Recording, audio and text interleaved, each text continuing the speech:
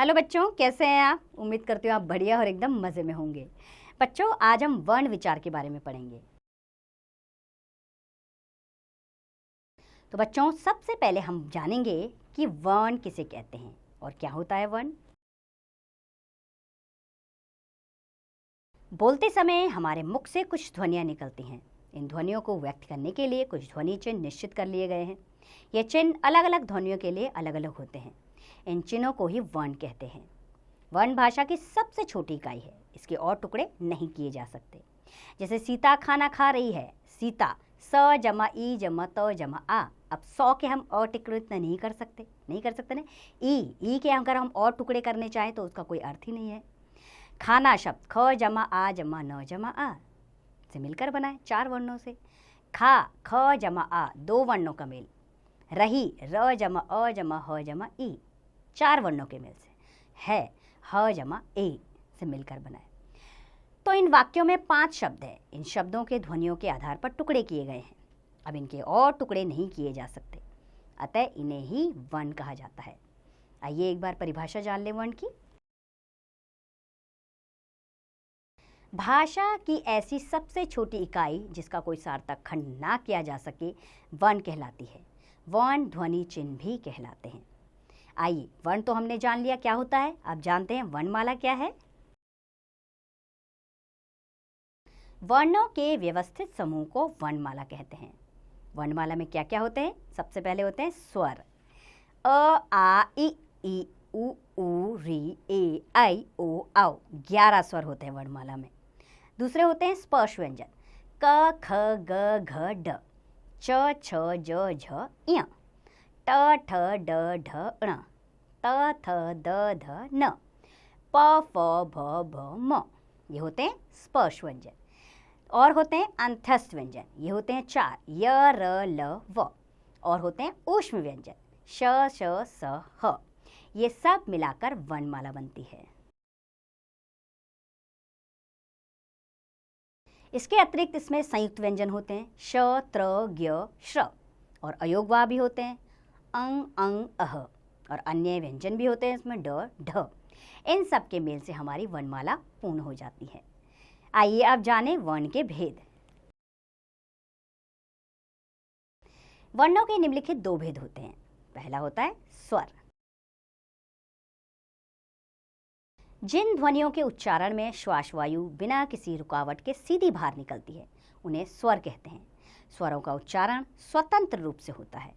हिंदी भाषा में 11 स्वर होते हैं जिन्हें स्वर माला भी कहते हैं। और कौन कौन से होते हैं वो स्वर आप जानते होंगे उनके विषय में, लेकिन एक बार फिर पढ़ लेते हैं इनको हम। अ आ ई उ ऊ री ए आई ओ औ। ये होते हैं 11 स्वर हमारी वर्णमाला में। अब जानेंगे हम स्वर के भेद। बच्चों, स्वरों के निम्नलिखित 3 भेद होते हैं। पहला होता है ह्रस्व स्वर। जिन स्वरों के उच्चारण में कम से कम समय लगता है उन्हें ह्रस्व स्वर कहते हैं। इनकी संख्या 4 है। अ ई उ व री। इन स्वरों को मूल स्वर भी कहते हैं। और दूसरा होता है दीर्घ स्वर।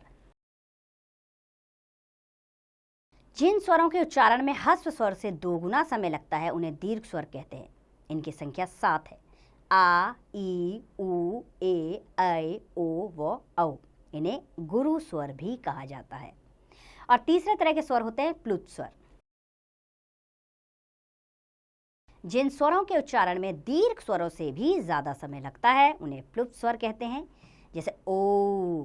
परंतु हिंदी में इसका आजकल प्रचलन समाप्त हो गया है। आइए आप स्वरों की मात्राएं जान लें एक बार। बच्चों, स्वर का जो चिन्ह व्यंजन में लगता है उसे मात्रा कहते हैं। हिंदी में 11 स्वर है, परंतु मात्राएं केवल 10 स्वरों की ही होती है। स्वर अ की कोई मात्रा नहीं होती। यह व्यंजन के साथ ही जुड़ा रहता है। जैसे अ, इसकी कोई मात्रा नहीं है। क के साथ मिला क जमा अ क, बिना मात्रा के, लेकिन ध्वनि अ की जरूर आएगी। और शब्द बना कमल, कमल। आ की मात्रा एक डंडे के रूप में दर्शाई जाती है। क के साथ मिलके बना का और शब्द बना काला। ई की मात्रा व्यंजन के आगे से आती है। की के साथ लगाएंगे की, किवाड़ शब्द। बड़ी की मात्रा व्यंजन के पीछे से आती है। की के साथ लगाया तो की, खिंचाव आएगा और शब्द बना कील। उ की मात्रा व्यंजन के नीचे से आती है और शब्द बनेगा कुम्हार। बड़े उ की मात्रा भी व्यंजन के नीचे से आती है, लेकिन खिंचाव होता है इसमें, कूड़ा। री की मात्रा भी व्यंजन के नीचे से आती है और शब्द बनेगा कृषि। री की तरह इसका साउंड होता है। ए की मात्रा रेखा के ऊपर एक मात्रा के रूप में लगती है और शब्द बनेगा केला। और अय की मात्रा व्यंजन के ऊपर दो मात्रा के रूप में आती है और शब्द बनेगा कैमरा। अय की मात्रा। ओ की मात्रा एक डंडा और रेखा के ऊपर एक मात्रा के रूप में दर्शाई जाती है और शब्द बनेगा कोयला। औ की मात्रा भी एक डंडे के साथ ऊपर रेखा के ऊपर दो मात्राओं के रूप में दर्शाई जाती है और शब्द बनता है इसका कौन। अंग की मात्रा एक बिंदु के रूप में आती है ऊपर, जैसे शब्द बना कंघा और इसका साउंड नाक से होता है। अंग की मात्रा यानी कि चंद्र बिंदु, ये चंद्र के बिंदु के रूप में दर्शाई जाती है और इसका साउंड गले और नाक यानी कि आपके कंठ और नासिका दोनों से होता है और शब्द बनेगा कपकपी। अह की मात्रा ये दो बिंदुओं के रूप में दर्शाई जाती है विसर्ग के तौर पर, तो इसका शब्द बनेगा छह। ह का साउंड आता है इसमें। आ यानी आगत ध्वनि का चिन्ह जिसके ऊपर हम अर्धचंद्र लगाते हैं और शब्द बनता है कॉपी। ये अक्सर आगत ध्वनि यानी विदेशी भाषाओं के ऊपर आता है। आइए जानने योग्य बातें जान ले इसमें।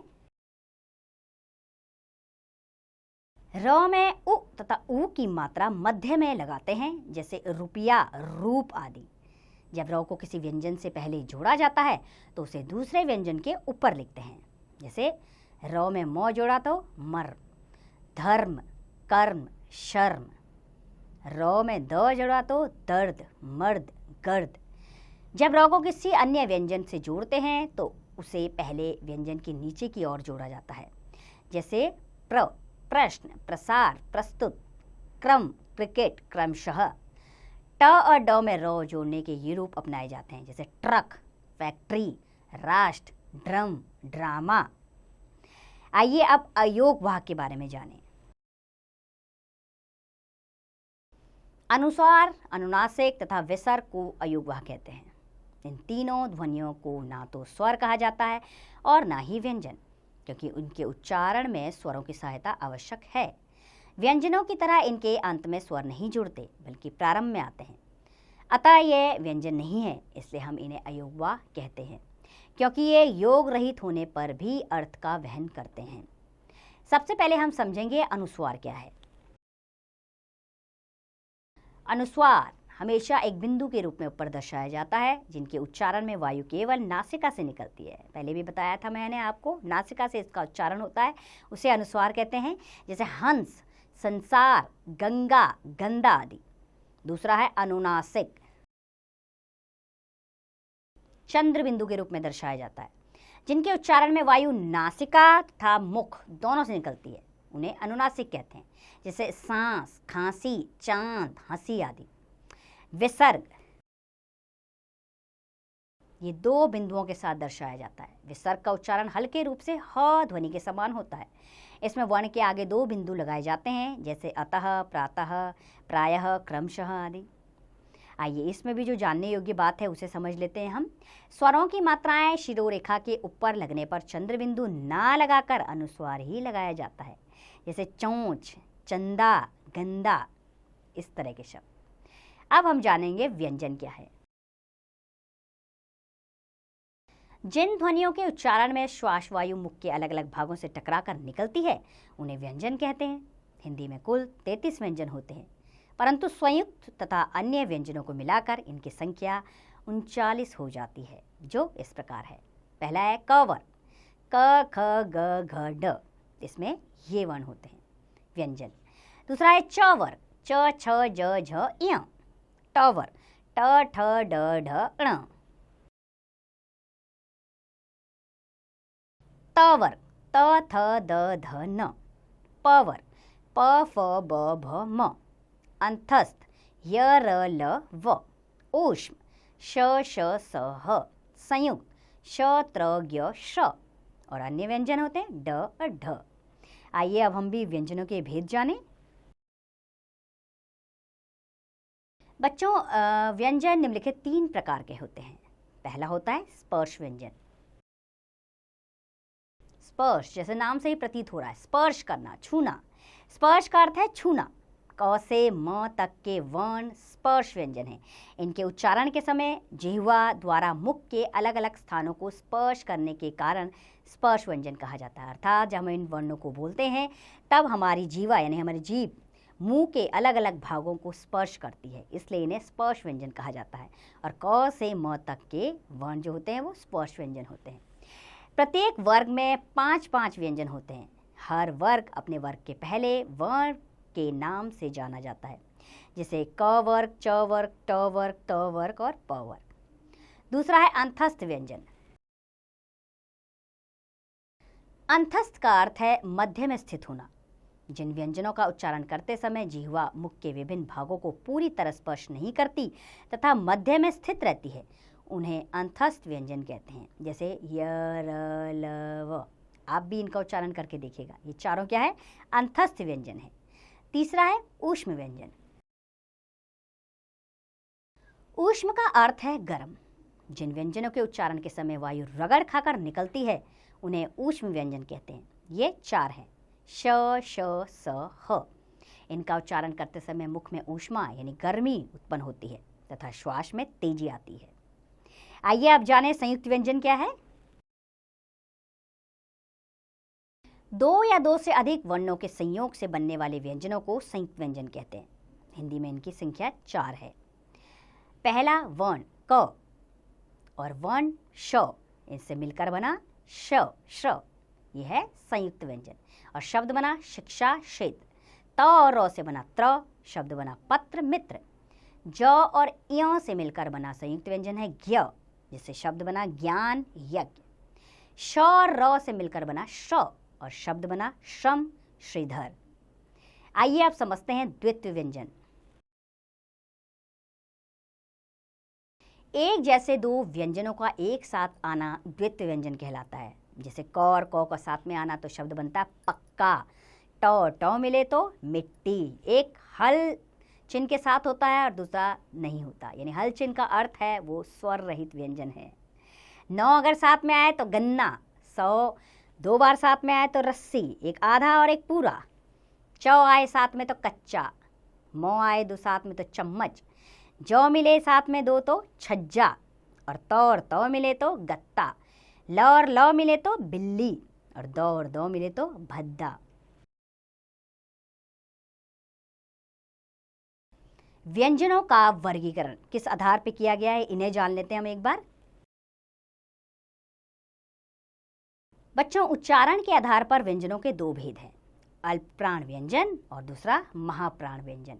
सबसे पहले समझते हैं हम अल्प प्राण व्यंजन क्या होता है। जिन व्यंजनों का उच्चारण करते समय श्वास वायु का प्रयोग कम मात्रा में होता है वे अल्प प्राण व्यंजन होते हैं, जैसे क, ग, ड, च, ज, य, ट, ड, ण, त, द, न, प, ब, म, य, र, ल, व। यानी कि इसमें हमने श्वास वायु का कम प्रयोग किया है, तो ये क्या है? अल्प प्राण व्यंजन। और दूसरे होते हैं महाप्राण व्यंजन। जिन व्यंजनों के उच्चारण में श्वास वायु का प्रयोग अधिक मात्रा में होता है वे महाप्राण व्यंजन होते हैं, जैसे ख, ग, छ, झ, ठ, ढ, ड, थ, ध, फ, भ, श, श, स, ह। इनमें श्वास वायु का अधिक प्रयोग हुआ है, तो ये महाप्राण व्यंजन है। आइए इस पाठ से संबंधित ध्यान देने योग्य बातें जान लें। भाषा की सबसे छोटी इकाई को वर्ण कहते हैं। वर्णों के क्रमबद्ध व व्यवस्थित समूह को वर्णमाला कहते हैं। वर्ण 2 प्रकार के होते हैं, स्वर व व्यंजन। स्वरों के उच्चारण में किसी अन्य वर्ण की सहायता नहीं लेनी पड़ती। स्वर 3 प्रकार के होते हैं, ह्रस्व, दीर्घ व प्लुप्त। स्वरों के चिन्हों को मात्रा कहते हैं। व्यंजन के उच्चारण में स्वरों की सहायता ली जाती है। व्यंजन 3 प्रकार के होते हैं, स्पर्श, अंतस्थ व ऊष्म व्यंजन। 2 या 2 से अधिक वर्णों के संयोग से बनने वाले व्यंजन को संयुक्त व्यंजन कहते हैं। एक जैसे 2 व्यंजनों का एक साथ आना द्वित्व व्यंजन कहलाता है।